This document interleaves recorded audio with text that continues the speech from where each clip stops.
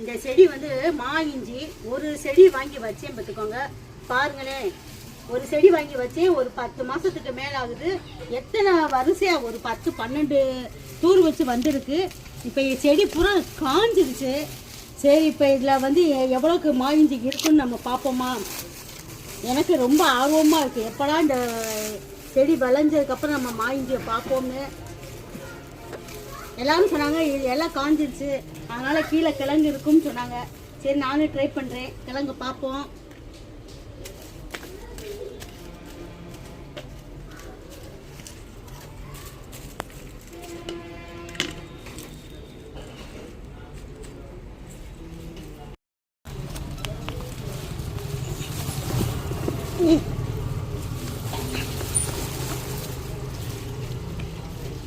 நீர்களே எவ்வளோக்கு இருக்குன்னு தெரியல, பார்ப்போம் பார்ப்போம்.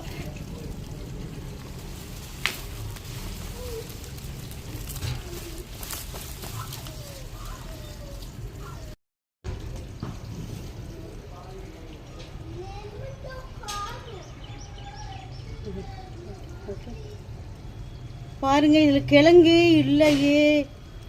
இனி ஏமாத்திட்டாங்க இவங்கன்னு நினைக்கிறேன். அடுத்ததை பார்ப்போம். முதலாளி, லைஃப்ல சோதனையை பார்த்து பயப்படக்கூடாது, தைரியமா நின்னு ஃபேஸ் பண்ணணும். அதான் ஏற்கனவே பேசல பண்ணிட்டாங்கல்ல, இந்த பேசல பண்றதுக்கு எங்க இருக்கேடா, எங்க இருக்கேடா?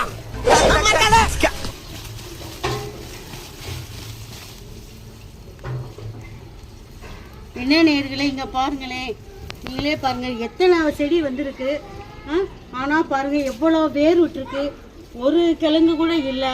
இந்த செடி என்னை 10 மாசமா நான் வளர்த்தேன், என்னை ஏமாற்றிட்டாங்க. இல்லை என்ன மிஸ்டேக்குன்னு எனக்கும் தெரியலை. கமெண்டில் நீங்கள் சொல்லுங்களேன், ஏன் இந்த செடியில் வந்து இஞ்சி வைக்கலை அப்படின்னு எனக்கும் புரியலை. தெரிஞ்சால் சொல்லுங்களேன், ரொம்ப ஏமாற்றமாக இருக்குது. சரி, இந்த ஏமாற்றத்தோடு விடைபெறுறேன். நன்றி, வணக்கம்.